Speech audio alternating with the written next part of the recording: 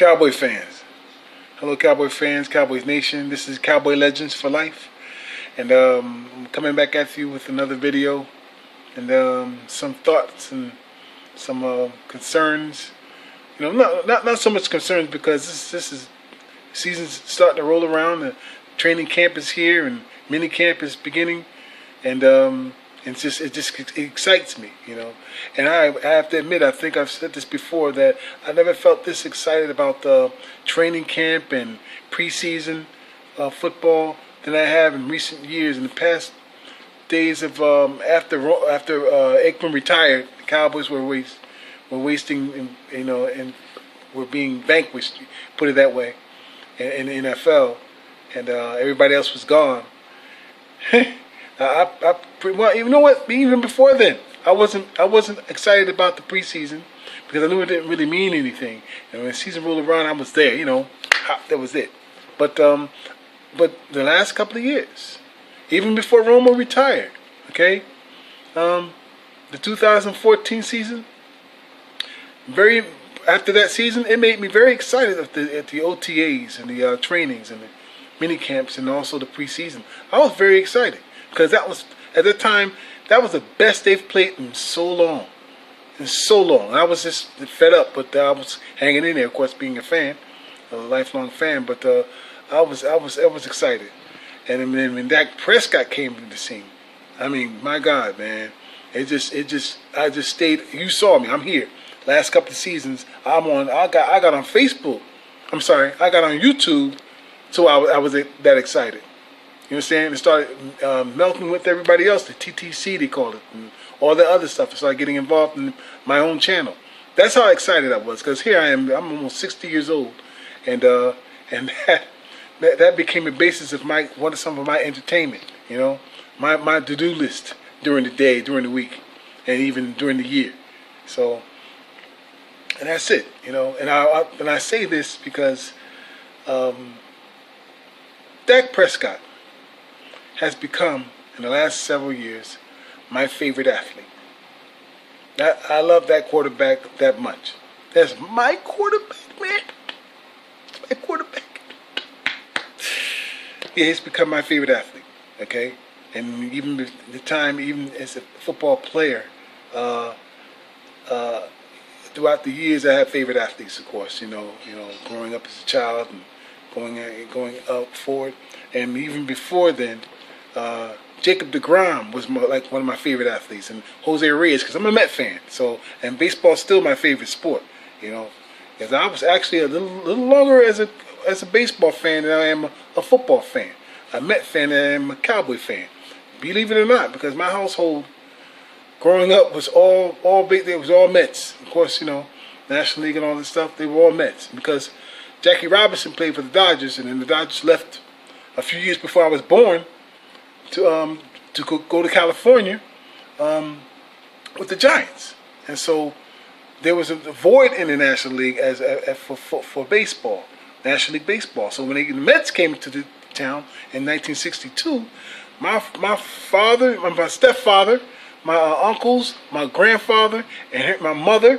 My mother's a huge Yankee fan, though. You know what I'm saying? She liked Jackie Robinson, but she was a huge Yankee fan. Along with my brother, he was a Yankee fan. Okay, but everybody in the household, the entire family, were basically Met fans. All right, so but I'm saying that, and from that point on, I learned how to love baseball. And growing up with our friends, playing it in the parks and stuff, you know. And so I became a Met fan, baseball lover, you know. Then came football, you know, just took over. The Cowboys just took over.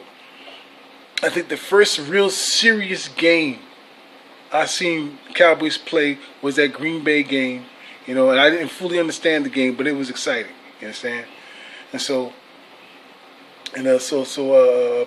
from there on, I've been a Cowboy fan ever since. And I knew I was sad they lost because, you know, but at the time, back when I was a child, but they have never disappointed me ever since. Never disappointed me, you know. But what I'm saying to you is that today, you know, Dak Prescott is my favorite athlete. And what I'm bringing up in this point is that I still see trolls. I still see you trolls. I see you. on my channel sometimes, on the big YouTubers channels like Mark Holmes and Law Nation and others. Koye, he's getting up there. You got Vosh Lombardi. They up there with him too, and they're trolling him. They're trolling everybody. You understand? And they're talking about Dak Prescott ain't shit. Dak Prescott ain't this. He can't throw past 10 yards. And yeah, you know everything. And Wentz is just a better quarterback. And I mean, especially if it ain't Cowboy fans running behind Roma era Cowboy fans who not running behind Eagle fans and kissing their ass. Okay, they're also Eagle fans who are just the worst. They're still the worst fan base in the country. I know. I'd say that the Cowboy fans have become the dumbest. That's true. I'm not gonna lie about that. But the Eagle fans are still the fucking most biggest idiots in the world. Okay, they wouldn't know the difference between a tin can and a nickel. So anyway, with that said, you have Eagle fans still talking shit about my quarterback, and yet my quarterback has outplayed Carson Wentz, their quarterback, the entire time they both came into the league together. Okay, and you know me, I'm always doing things with stats that back my words up. Okay, and you know sometimes I come hard. All right, I don't mind doing that. All right, because if I didn't come hard, I wouldn't be coming hard to you if I wasn't truthful. Okay, and so like I said, I'm a stats man. I always search for stats to make my point. I just found some new stats today. I'm going to make my point today about the difference between Dak Prescott and Carson Wentz. And before I start that, let me say this. Law Nation put it and hit it right on the head when he said, you trolls out there, okay, and you're talking about Dak Prescott ain't this and ain't that, but you're comparing him to Carson Wentz. Now remember, he said that Carson Wentz is a first-round draft pick, like the second pick or something like that, and Dak Prescott is a fourth-round draft pick, 135th pick, and you're comparing him from day one since they got into the league. What does that tell you? And so basically, you know, and he's right. You know, they're trying to put him down, continuously trying to put this man down from the time he came into the league. And he came into the league winning. That's the point. That's the point. Him, of course, being a Cowboy fan, they're gonna put some extra hate and shit on him because he's winning. They can almost stand the Cowboy fans at sometimes as long as they're losing. But they're outright insane when the Cowboys are winning, and that makes them crazy. Eagle fans, okay? So that's just it. That's the reason why they sit there and they attack Dak Prescott, because he can sit there and say he can't throw, don't have a strong arm, all this crap, but all his intangibles and this thing, he does have a strong enough arm. He may not have a strong arm like Wentz, but what does that matter? Which is what I'm getting to this point right now. Okay? Carson Wentz. Let's just say this is a point where everybody said, they start talking about this crap. I heard one. I didn't even respond to it. This was a couple of weeks ago, and it stuck in my head. So, you know what? I went ahead and did my research about Carson Wentz throwing 300-yard games. Dak Prescott ain't throw a 300-yard game yet. You know, we got one. Okay. So I looked. Went on there.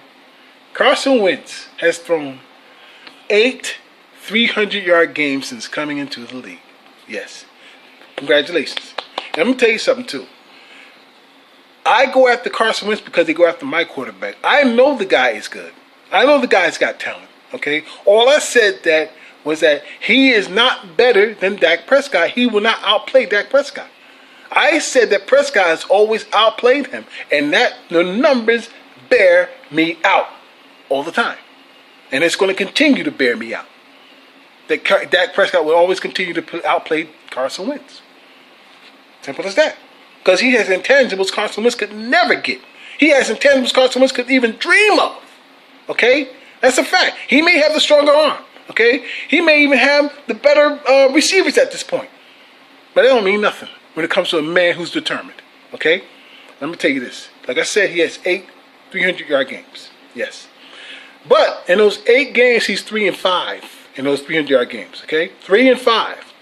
Interestingly enough, in those 8 300-yard games, Carson Wentz is playing. I got written it down here to make sure I have what I need to know.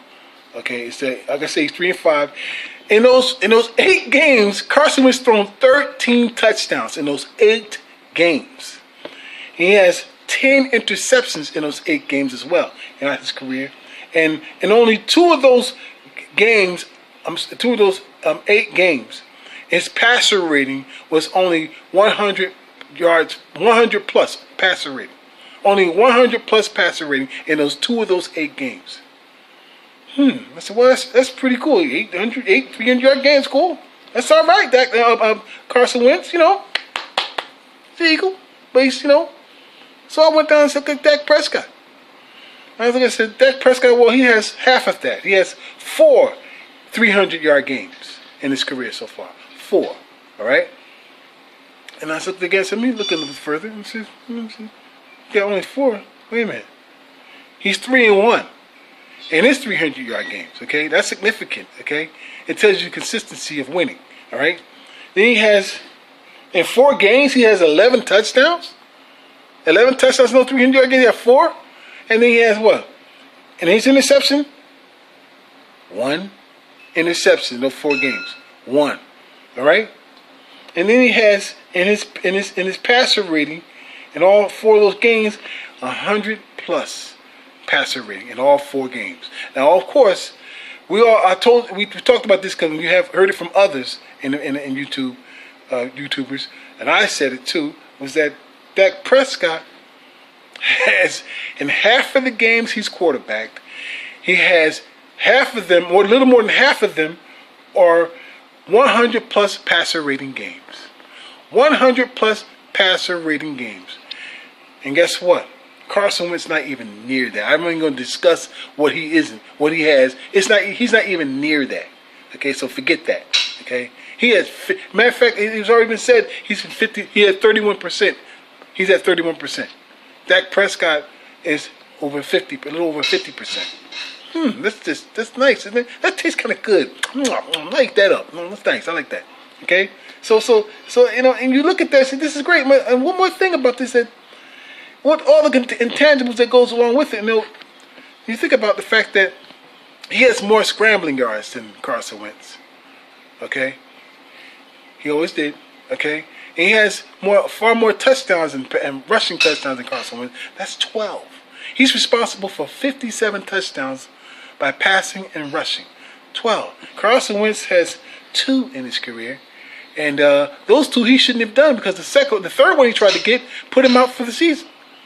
Okay, and that's not good. Now, see, I say that because, and it may seem a little snide, but I don't like it when people keep talking about my quarterback and wishing him harm, which they did the entire year against Dak Prescott.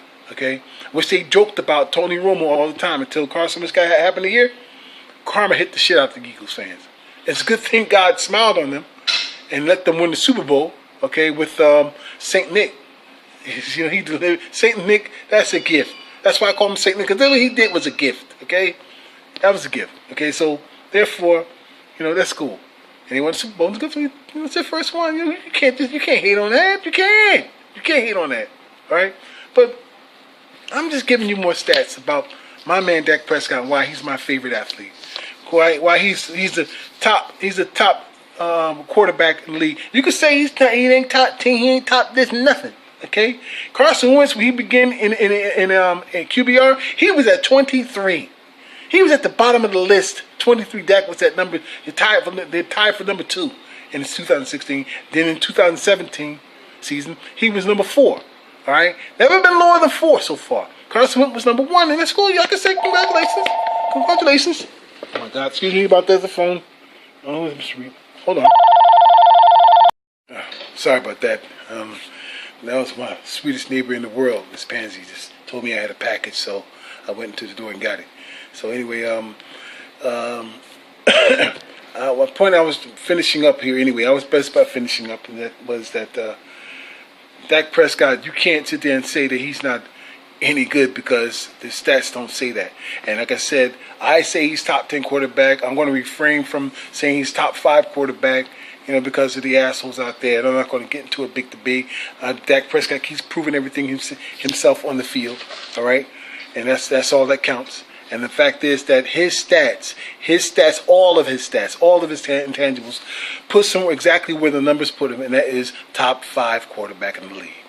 Period. In the last 2 seasons, top 5 quarterback in the league. Not anything suggestive that he may be a top 10 quarterback, top 5. You can say, like I said, top 10. I say he's top 10. His stats says top 5. Okay.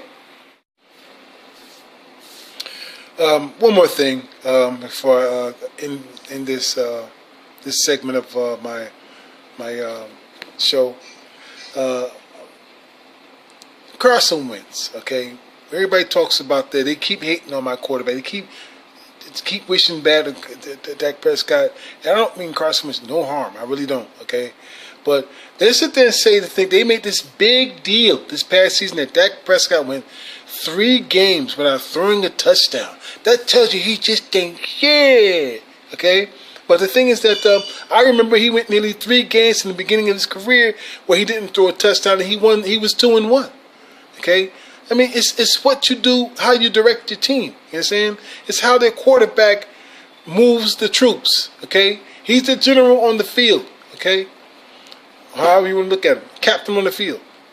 All right? But here's the point is that but no one talks about the fact that Carson Wentz did the same damn thing. In his rookie year, he went 3 games without throwing a touchdown. 3 games. All right? And not only that, in that span of 5 games, Carson Wentz threw only 2 touchdowns. In the span of 5 games, he threw only 2 touchdowns. In 3 games, he did the same thing Dak did, didn't throw a touchdown. So, what's the difference? Why? Don't believe me? I'm not making this crap up. Go right into and find it. Go right into the stats. Go into ProFootballReference.com. ProFootballReference.com. Okay, that's where I get my stats. That's one of the best stats in the world when it comes to stats on football and other things, baseball and other things. Okay, that's one of the best ones. All right, and this is where I get most of my football stats. So. Matter of fact, it's got a breakdown of an entire game. I mean, who played and who had it, who ran it. It got a breakdown every single play of each game played in the entire game, in the entire games they played last season and whatever season beyond that. Okay, so it's the best. So that tells me right there. When I looked at research Carson Wentz games, he went 3 games without throwing a touchdown. It wasn't nearly 3 games. It was about 3 games, right? But the point of the matter is this. He went 5 games. In those 3 games, he didn't throw a touchdown. 5 games, he went without only 2 touchdowns in 5 games. He threw only 2 touchdowns in 5 games. That's worse than what they said Dak did. That's worse. That's worse. Okay? Goodbye.